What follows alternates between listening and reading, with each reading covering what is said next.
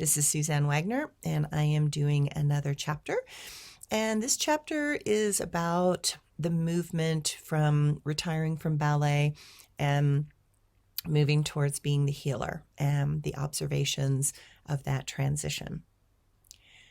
For years after retiring from ballet, I trained myself to not talk about ballet.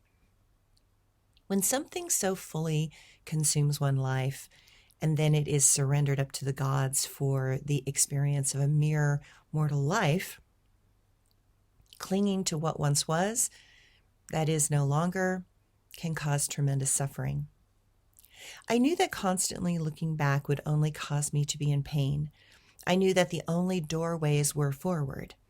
I knew that it was up to me to use the self-discipline in ballet now in other ways.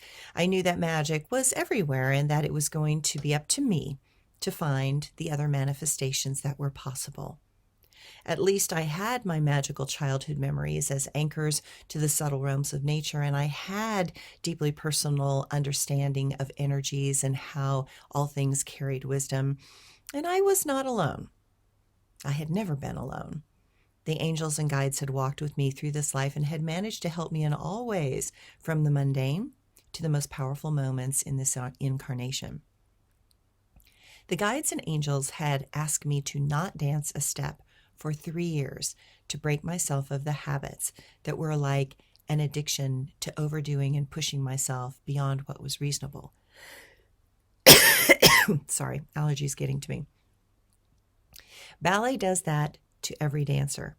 It shows you the limitation of your body, mind, emotions, or spirit, and then asks you to do more. Terpsichore is Edgar Allan Poe's raven that sings always more. I knew that the last years of ballet were literally killing me. I could feel it in my body. I knew if I did not stop, it would kill me. I did not know why, but that voice inside could not be silenced. I thought it might be the voice of the Epstein-Barr virus from mononucleosis that had caused my chronic fatigue syndrome. I knew that my body was constantly fighting a virus that did not want to die. What I did not know was that I also had an ascending aortic aneurysm, and that, like many other famous artists and athletes, I had a ticking time bomb in my chest. My extreme flexibility was one of the markers that indicated a protein deficiency marker in my body that allowed all muscles, tendons, ligaments, and other tissues to be more stretchy. The wonderful flexibility of this body was perfect for ballet, but it could end up also being a nail in my own coffin. I just did not know that at the time. As I continued to hear from all I continued to hear from the angels was the crystal clear message that I must stop and not dance or exercise at all for 3 years. Any dancer reading this right now knows what a terrible task that would have been, even when it was for my own good. But somewhere deep inside, I knew it was necessary, and I did what I was told. In other countries, there are whole organizations that help dancers retire. There are many reasons for that. On one level, ballet keeps us childlike, open, malleable, idealistic, and dreamy. On another level, the degree of mental, emotional, and physical discipline demanded in ballet is so all-consuming that it is impossible to replace such a thing with anything resembling a normal life. Dancers understand why it is so difficult for warriors to come back after a war and to have a normal conversation with normal people. Everything that comes out of the mouths of most people feels shallow, trite, self-involved, and meaningless. Most conversations out in the real world are to fill in the silences, where for me, entire volumes and books are energetically exchanged in the silences, from a glance to a toss of a head or the slight movement of a hand. Most people spew the chaos in their minds out their mouths and do not realize that it carries little or no value in the greater scheme of things.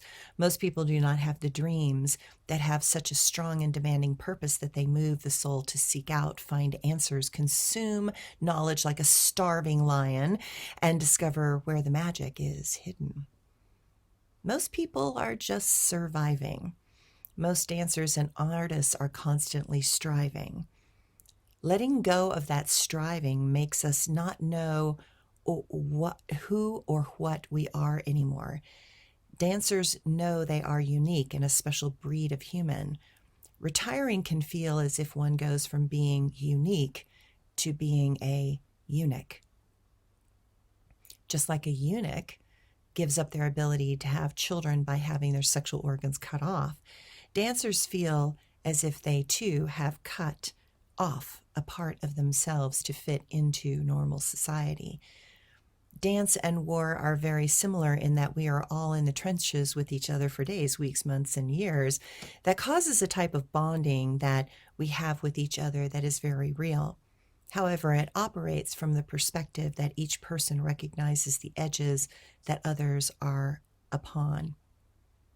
We respect and understand the level of discipline that each person carries and the talents and skills that they are constantly attempting to improve, mixed in with the personal limitations that they are also trying to overcome, and the current emotional states and particular personalities that the soul is working with. I knew I needed to work towards my new business, being a massage therapist and a healer, and I had a new relationship that was very time consuming, especially when most of my life I had really avoided having any type of personal intimacy on any sexual level. I was curious about all the healing arts and all the tools of transformation that allowed the soul to escape the clutches of the ego and the chains of our social norms.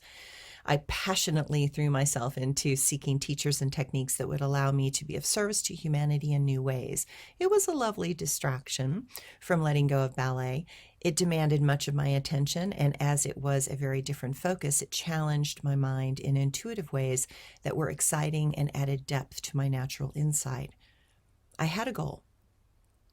Now, I know this will sound crazy, but my goal was to gain 10 pounds. I wanted to have a slightly rounded tummy. After having a completely flat stomach my whole life, I thought having a small pooch would be sexy.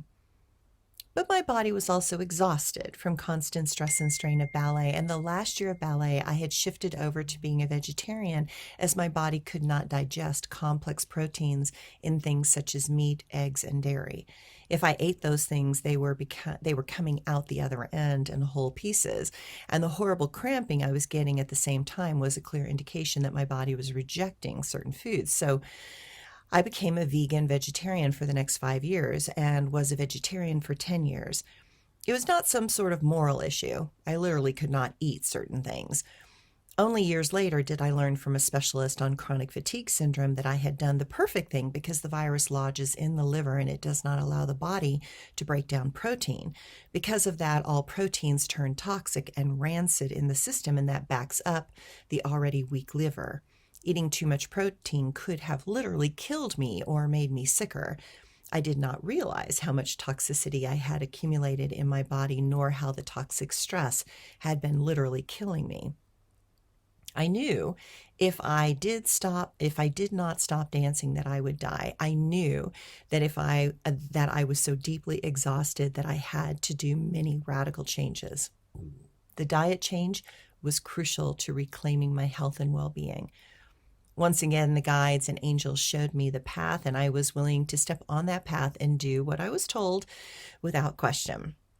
I am grateful that I know how to listen to that soft voice inside. I started slowly feeling better, and my body was rebuilding itself around a new premise that was calling to me. It was clear that one cannot be a good healer if one is not willing to do the work required to heal oneself. I did not realize that between the diet and the lack of exercise that I was losing weight and muscle mass. It was not until some of my new friends made comments such as, "Suzanne, you're looking a little scary thin," that I stepped on a scale and discovered that in wanting to gain 10 pounds, instead I had lost 15 pounds. Now, losing muscle mass is a big part of that, but it again showed me that my family pattern of demanding thinness was more insidious than I realized. I had been raised in a household that did not appear to restrict food, but there was a demand for everyone to not overeat and to fit into their clothes. Even to this day, my mother's still the same size she was when I was a child and can wear clothes from when she was in her 20s. I realized that even in my going organic and eating very balanced, that I did not know how to feed myself properly or to eat consciously. It started me on a deeper spiritual path to notice what I was eating and why. Meditation became a part of that journey to recognize the parts inside that felt as if I did not deserve to be healthy or happy. Ballet was my happy place, and now I was struggling to find a natural place to be in this world authentically and with others. Dance is euphoric and much like a drug. Now I was looking for some sort of way to get that high back, but life was not going to give me that old path or door. I was to learn much about my own mind, my own beliefs, and the karma that I came in to learn and experience. In leaving the delusional and imaginative world of ballet behind, I was going to find many other worlds that would give me so very much more than I expected. But that will be in the next book.